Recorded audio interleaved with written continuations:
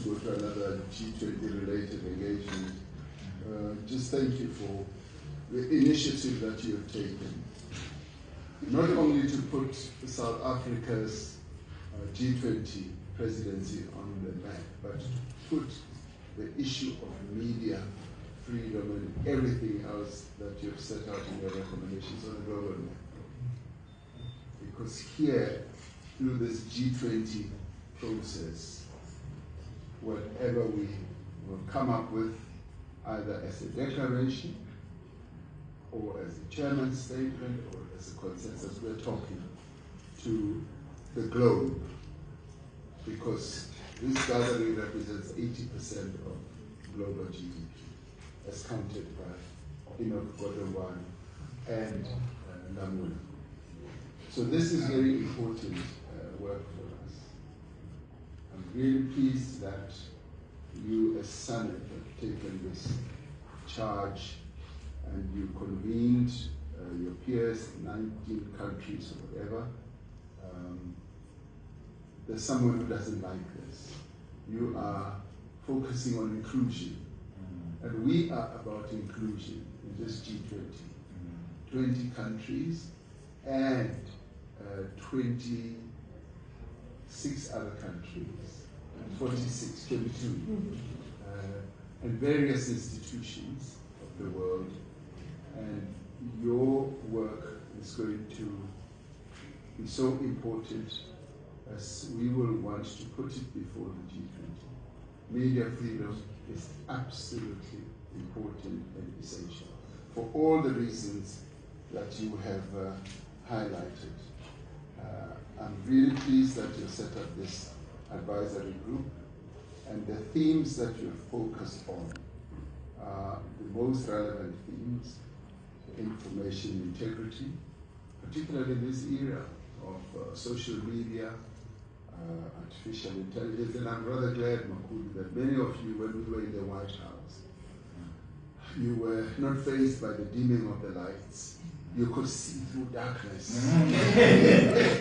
And you saw that what was being deemed was false. It was not correct. And thank you very much for your remarks about some of you in the media supporting the stance that your country has taken. It is a correct stance. It is a stance that on an ongoing basis now is being supported by many. When we started, many, particularly in the West, and including on our own continent, thought we were mad. And they dismissed it. They said, this is nothing else, it will never go anywhere. And we were opposed. But in the course of doing all that, we gained many enemies. Because now we have a lot of enemies as a result of supporting a people who are being subjected to genocide, real genocide, who are being killed on a daily basis. So we thank you for understanding, for accepting, and for supporting the initiative we've taken. We don't always expect the media to support us as government, and you shouldn't. Where we go wrong, you must be able to be vocal. But where we do things right, we want to hear you saying yes. You know, I have a friend from Uganda who said, Mr. President, good luck for the G20. I hope your media is not going to focus on the negative, and they will give a balanced report about this historic moment that South Africa is having. But let me say that you are making it more historic, because for us, your initiative, this report you are going to give in the declaration, is what adds to the historic moment that South Africa is now achieving through holding this G20. And we will, after the G20, want to tell our people the various efforts that have gone into making this G20 successful. Because it is going to be successful. And we would like the media to focus on that, because we are on the global map. Everybody is watching us. Yes, we do have flaws, like any country has flaws at any given time.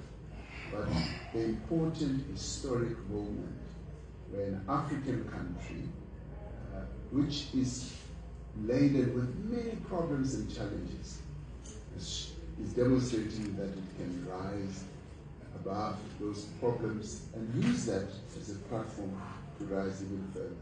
Right now, the indicators are good for our country. There may be green shoots, but they are good. It shows that we are going somewhere. So, I support all these things that you are focusing on.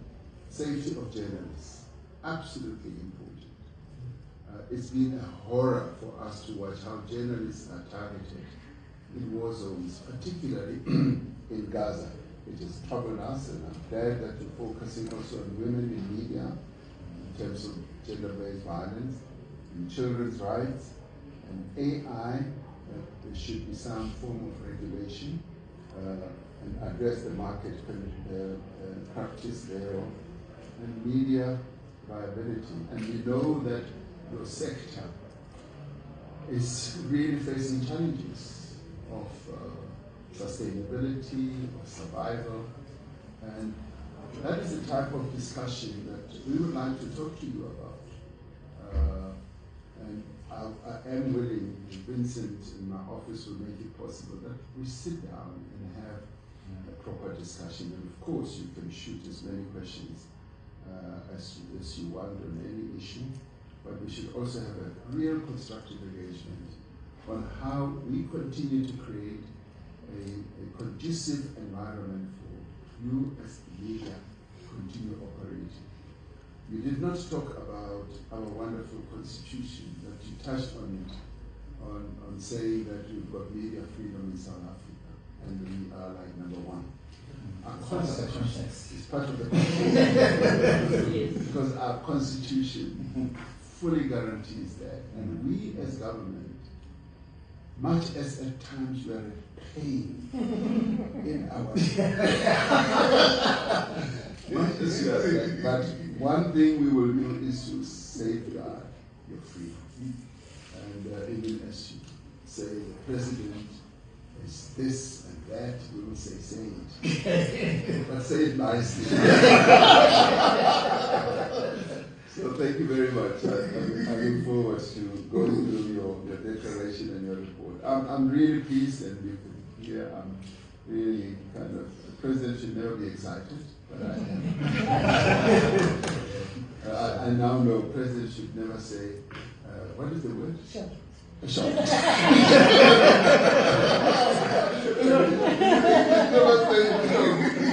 Similar, I should never say I'm excited. But this is good. This is good.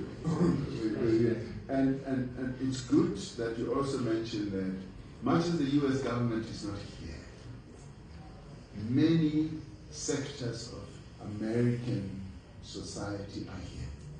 The business community is here. I'm going to be meeting them later also. They are here. Media people are here.